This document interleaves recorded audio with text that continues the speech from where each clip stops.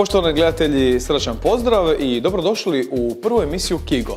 Kigo je emisija koja će govoriti o Kvarneru i Gorskom kotaru, to naime znači njezina skraćenica Kigo. I kroz naravno naše emisije moći ćete pratiti sve ono najzanimljivije što se događa upravo na području naše Primorsko-goranske županije, to jest točnije na području Primorja i Gorskoga kotara.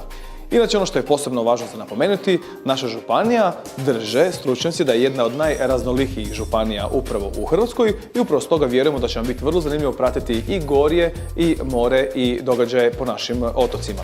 Stoga predlažem da odmah u prvoj emisiji krenemo slatko i da vidimo kako izgleda najveći čokobar u Hrvatskoj koji se nastanio upravo u samom središtu grada Rijeke i to na Korzu. Vrlo je naravno zanimljivo, puno ljudi dolazi upravo to vidjeti, a očekuje se uskoro i neki novi čokobarovi diljem Hrvatske. Pa kako to izgleda u Rijeci, pogledajmo zajedno.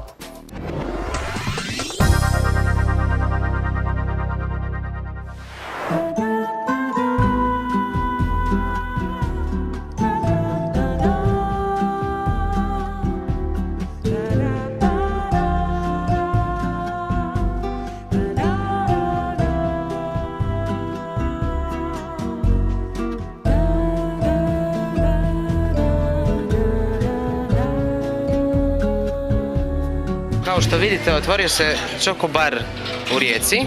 Tu možete naći velike asortimane čokoladnih delicija, kokteli s čokoladima i mnogo tog vezano sve uz čokolade.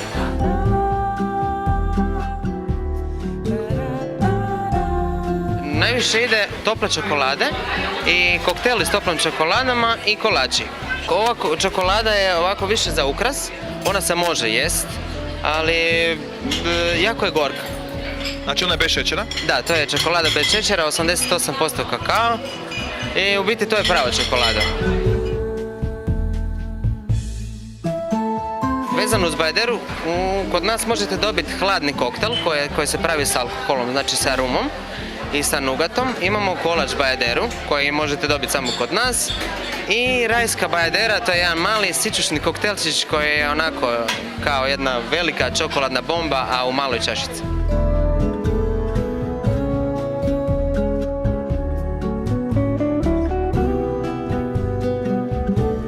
U trgovačkom dijelu nalaze se ručno rađeni deserti koji se rade u našoj tvornici u Zagrebu, raznih okusa, od tamne čokolade, bijele kokosa, badema, lješnjaka, nugata i ostalog.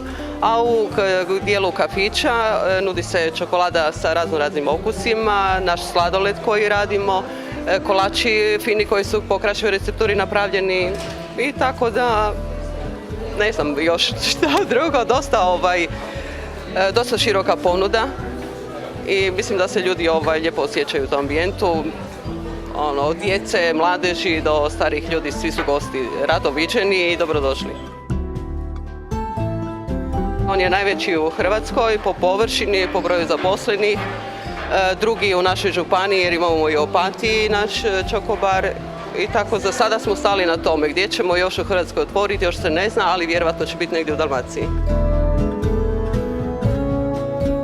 Uređenje je trajalo od polovice 9. mjeseca prošle godine, znači do 5.12. kad je bilo ono otvorenje. Noviteti u samom prostoru su lusteri od murano stakla koji se ističu, pogotovo na večer kad se upale jer su prekrasne crvene boje, tako da mislim da samom ambijentu i samom prostoru daju neki posebni šarm i stil.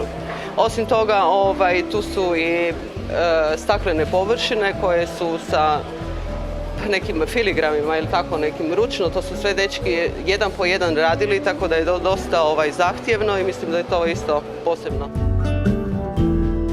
Od kad se otvorilo od non-stop od 7 do 23 je non-stop je gužva.